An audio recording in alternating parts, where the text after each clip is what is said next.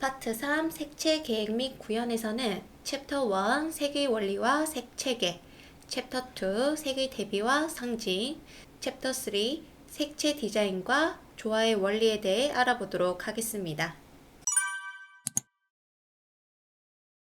파트 3 색채 계획 및 구현, 챕터 1 색의 원리와 색체계, 색의 대비에 대해 살펴보도록 하겠습니다. 색의 대비는 두 가지 이상의 색상이 나란히 배치되었을 때 본래의 색과 다르게 지각되는 현상을 의미합니다. 한 색을 본 후 다른 색을 볼 때 앞색의 잔상으로 인해서 본래의 색과 다르게 보이는 것을 개시대비라고도 하고요. 이때 동시대비라고 하는 거는 두 가지 색상을 나란히 있을 때 색상, 명도, 채도의 차이로 시각적으로 달라 보이는 현상을 의미합니다. 그래서 색의 대비는 색의 서로 영향을 주고받아서 실제와 다르게 보이는 효과를 색의 대비라고 합니다. 자, 색상 대비, 명도 대비, 채도 대비, 보색 대비, 한난 대비, 면적 대비, 연변 대비가 있습니다. 이때 색상 대비라고 하는 거는 서로 다른 색상들이 나란히 있을 때 각 색이 더 두드러져 보이고 강렬해 보이는 것을 색상 대비라고 하고요. 그 다음 명도 대비라고 하는 것은 밝고 어두운 색상이 나란히 배치가 될 때 명도 차이로 인해서 더 뚜렷해 보이고 선명해 보이는 시각적 효과입니다. 그래서 가운데 회색이 있는데 명도가 어두운 거를 뒤에 배치하게 되면 이 가운데 있는 게 밝아 보이죠. 그리고 명도가 높은 것을 뒤에 놔두게 되면은 가운데 있던 작은 사각형의 회색이 더 어두워 보이는 게 명도 대비입니다. 채도 대비라고 하는 거는 채도의 차가 느껴지는 거예요. 그래서 가운데 파란색이 있고요. 뒤에 이제 서로 다른 색을 배치했을 때 상대적인 영향을 받아서 같은 색이지만 이 채도가 더 낮아 보이고 그 다음 얘가 채도가 높아 보이는 현상을 채도 대비라고 하고, 보색 대비라고 하는 거는 색상환에서 마주보는 보색을 나란히 배치했을 때 발생되는 강한 시각적인 효과를 보색 대비라고 해요. 한난 대비는 뒤에 있는 색상이 예를 들어 차가운 색과 따뜻한 색이 있다. 그럼 가운데 있는 색도 더 차갑게 보인다던가 따뜻하게 보여지는 것을 한난 대비라고 하고, 그 다음에 면적 대비라고 하는 것은 이제 면적에 따라 다르게 보이는 현상인데 같은 색이더라도 면적이 클수록 명도와 채도가 높아 보이고요. 크기가 작을수록 명도와 채도가 낮게 인식되는 현상을 얘기합니다. 그리고 연변 대비인데 연변 대비와 경계 대비 이렇게 두 개 모두 기억해 두시면 좋을 것 같아요. 같은 것처럼 보이지만 사실상은 다릅니다. 연변 대비는 서로 다른 색상이 인접했을 때 두 색이 실제보다 더 뚜렷해 보이는 현상을 연변 대비라고 하고요. 그 다음에 경계 대비라고 하는 거는 서로 다른 색상이 맞닿는 이 경계의 색 차이가 뚜렷하게 보이는 현상을 이야기합니다. 그 다음 개시 대비에 대해서 보도록 할게요. 개시 대비는 한 색상을 일정 시간 바라본 뒤 이제 대비 효과로 계속 대비, 연속 대비, 개시 대비라고 합니다. 특정 색을 본 후 그 잔상이 남아있는 것을 얘기하는 거예요. 그리고 그 첫 색의 잔상이 영향을 줘서 색이 변형되어 보이는 현상입니다. 이는 소극적 잔상 효과로 처음 본 색의 자극이 다음 색 인식에 영향을 미친다라는 겁니다. 자, 색의 동화입니다. 색의 동화는 색상의 대비 효과와 반대로 주변의 색상에 영향을 받아서 유사하게 느껴지는 현상을 색의 동화라고 합니다. 그래서 인접한 색이 서로 영향을 줘서 실제보다 더 유사하게 보이는 색상이고요. 여기에는 색상 동화, 명도 동화, 채도 동화가 있습니다. 자, 색의 잔상입니다. 색의 잔상은 자극이 사라진 후에도 자극에 의한 흥분이 남아있는 현상을 얘기하는데 정의 잔상이 있고요. 부의 잔상이 있습니다. 정확하게 구분을 해주셔야겠죠. 정의 잔상은 강한 빛이나 색을 본 직후 시야에 그 원래의 색상이 남아 보이는 현상을 이야기합니다. 그래서 예를 들어 불빛을 오래 보고 있다가 벽을 보면은 계속해서 그 불빛의 잔상이 남아있죠. 그게 이제 정의 잔상이고요. 부의 잔상은 특정 색상을 오래 본 후 시선을 다른 곳에 돌렸을 때 원래 색과 반대로 보이는 보색이 눈에 남아있는 현상입니다. 이게 부의 잔상이다라는 거 기억해 두세요. 주목성과 명시성에 대해서 보도록 할게요. 첫 번째 주목성은 색상이나 디자인 요소가 주변 환경에서 얼마나 잘 눈에 띄는지 나타내는 특성이고요. 명시성은 색상이나 형태가 배경과 얼마나 명확하게 구별되는지 나타내는 특성이 명시성입니다. 그래서 주목성 같은 경우에는 난색 계열의 고채도 색상이 주목성이 높고요. 그리고 명시성은 고명도의 고채도가 명시성이 높다라는 거예요.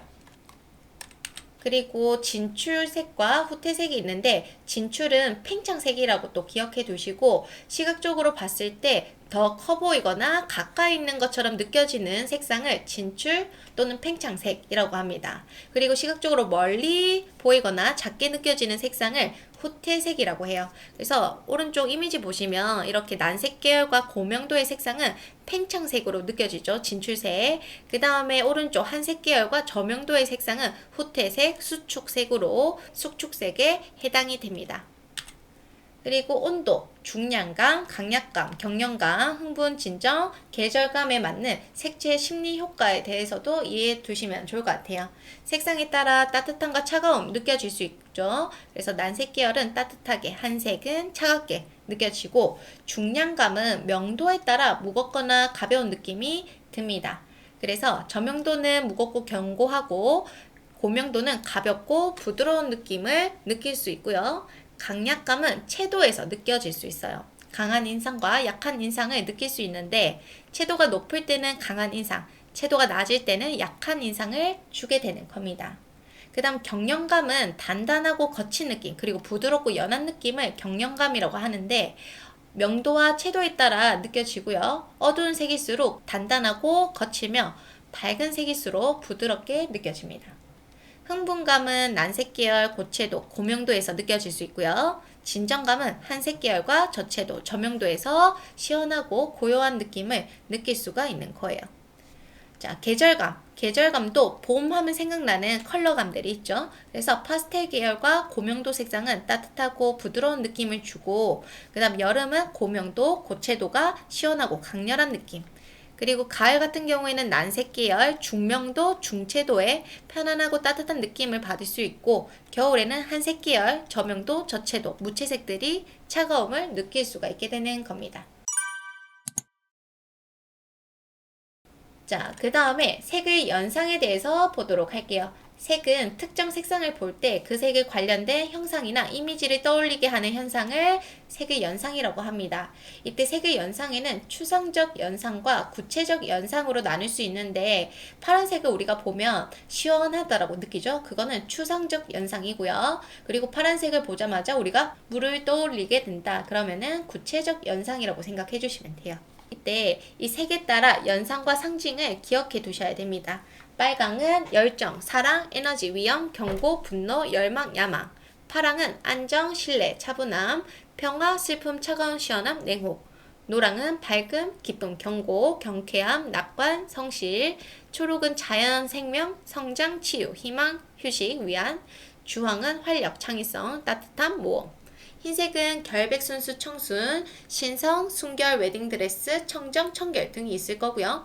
회색은 소극적이고 평범하고 중립, 차분, 쓸쓸함, 안정, 스님. 검정은 밤, 죽음, 공포, 침묵, 부패, 죄, 악마, 슬픔, 모던, 장엄함, 두려움을 느낄 수가 있어요. 이때 여러분들이 느꼈을 때는 이 컬러감이 그렇게 안 느껴질 수 있긴 할 수도 있습니다. 그치만 대다수의 사람들이 그렇게 느끼기 때문에 혹시나 나는 그렇지 않더라도 이 여기 있는 내용들을 꼭 기억을 해 두시면 좋을 것 같아요. 그리고 색상이라고 하는 것은 단순히 개인에 따라서 연상과 상징이 되는 게 아니라 사회적, 문화적 맥락에 따라서 대표하는 상징으로도 사용할 수 있습니다. 문화적 특징과 풍습을 반영해서 군대의 계급, 신분, 방위 지역, 그 다음 다양한 목적으로 사용을 하게 되는데 한번 요것도 살펴보도록 할게요. 자, 신분 구분을 할 수 있습니다. 왕족들은 권위를 나타내기 위해 우리 황금색을 많이 쓰죠. 자주색 의복을 사용한다.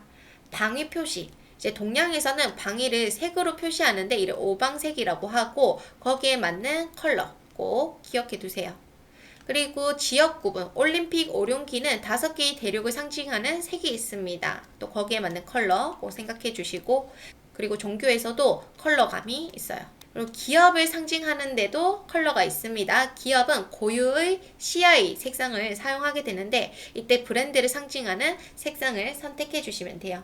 여러분들이 생각하는 기업들 있죠? 그 기업들이 상징하고 있는 컬러들이 있을 겁니다.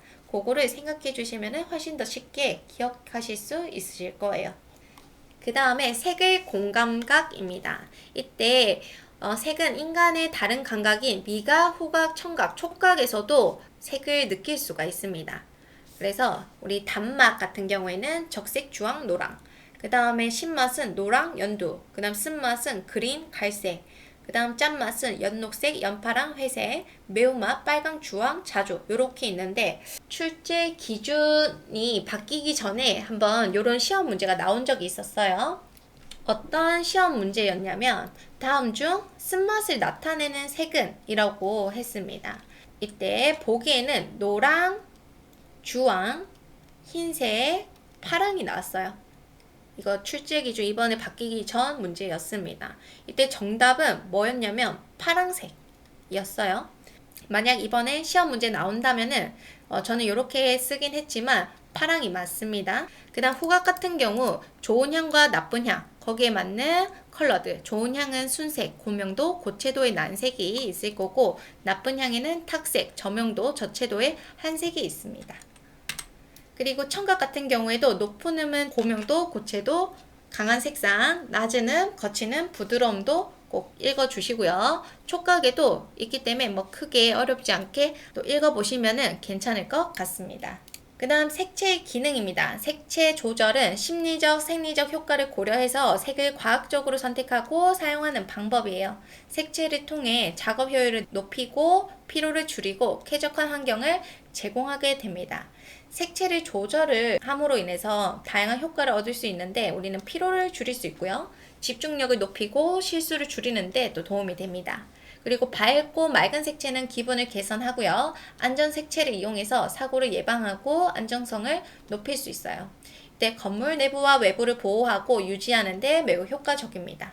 그리고 안전 색채 꼭 읽어보시고 기억해 두시고요. 그리고 색의 효과와 치료도 읽고 보고 그리고 또 기억을 해 둡니다.